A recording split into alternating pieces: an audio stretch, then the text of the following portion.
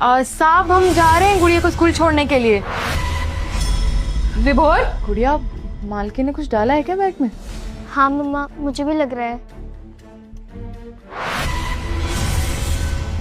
ये इतने सारे पैसे ये हमारे तो नहीं है। एक काम करते हैं, मालकिन के बैग में डाल देते हैं।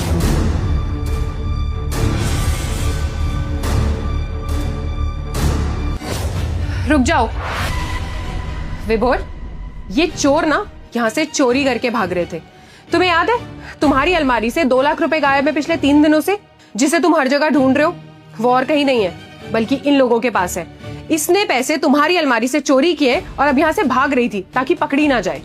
नहीं मेम साहब, हम क्यों चोरी करेंगे?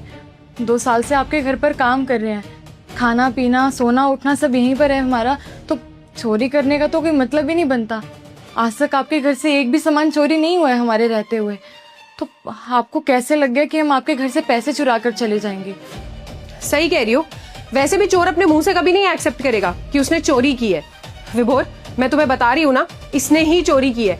और तुम एक बात बताओ, तुम्हें मेरी बात पे भरोसा है या इस नौकरानी की बात पे? और वैसे भी ये छोटे लोग ना ऐसे ही होते हैं, इन्हें जहाँ चोरी करने का मौका मिलता है ना, वहां से चोरी करते हैं और पैसे लेके भाग जाते हैं, पीछे मुड़ के भी नहीं देखते हैं। ऐश्वर्या, आराम से बात करो।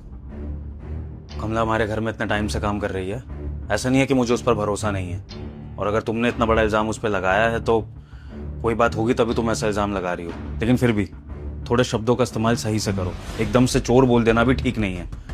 कमला देखो, अगर तुमने चोरी करी है पैसों की तो तुम सच सच मुझे बता दो।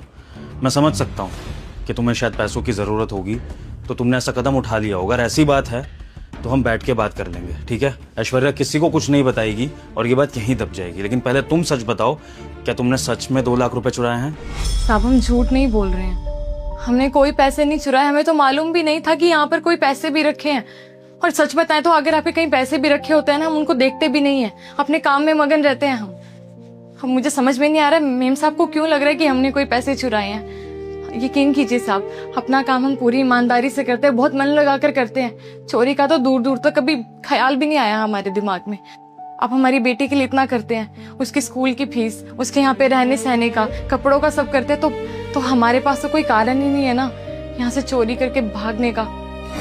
तुम्हारा दिमाग खराब हो गया है विभोर। तुम एक चोर से पूछ रहे हो कि उसने चोरी की है या नहीं। ऑब्वियस है ना, वो मना ही करेगी। वो थोड़ा ना अपने मुंह से एक्सेप्ट करेगी कि उसने चोरी की है। देखो विभोर, बहुत हो गया। मैंने तुम्हें पहले भी समझाया कि ये नौकरानी ना 1% भी भरोसे लायक नहीं है। ये पक्का किसी न किसी दिन इस घर में चोरी करके रहेगी। और देखो, कर दिया इसने कांड, और करो भरोसा इसके ऊपर। तुम्हें कितनी बार मना किया था